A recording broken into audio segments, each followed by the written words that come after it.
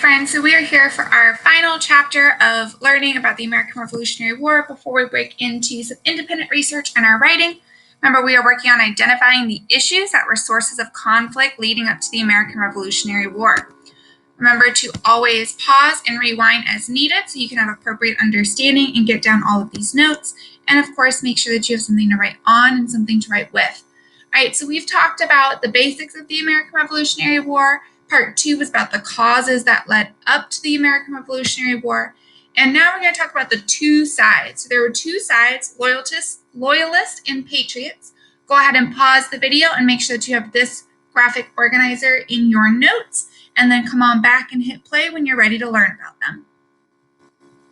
All right, so let's go ahead and talk about the two sides. So Loyalists, I want you to go ahead and notice that the term loyal is in there, and that is because they were loyal to Britain, okay?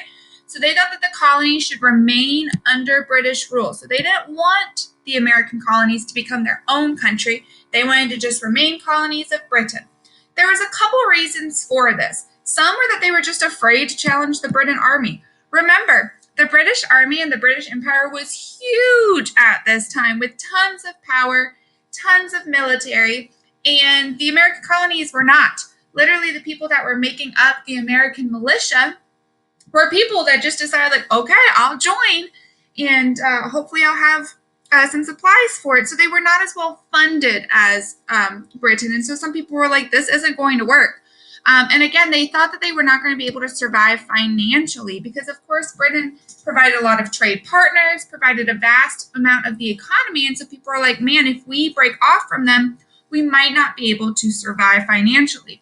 They were also sometimes called redcoats or Tories. And that's because the redcoats comes from the British Empire uniform that you can see here that were red. And so that was sometimes what they were called. All right, so let's go ahead and make sure that we have some basic notes on our graphic organizer. So the Loyalists were loyal to Britain, and they thought the colony should remain under British rule. Go ahead and pause the video and make sure that you have this down. And then when you're ready, let's go ahead and move on. All right, let's move on to the Patriots. So the Patriots wanted independence from Britain. So these Patriots wanted the American colonies to be their own country. Sometimes they were also called Sons of Liberty, Whigs, or Rebels.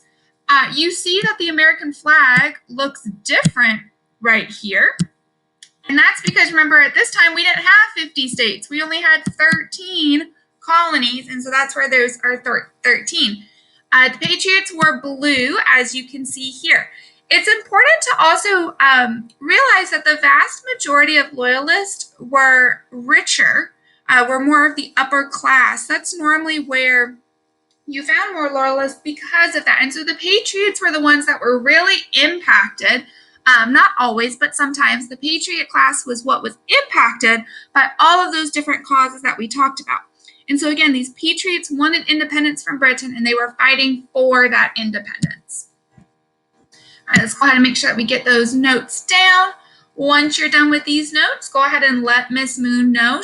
I'm gonna have you show me your notes, and then I will go ahead and direct you to the next stage in our writing process.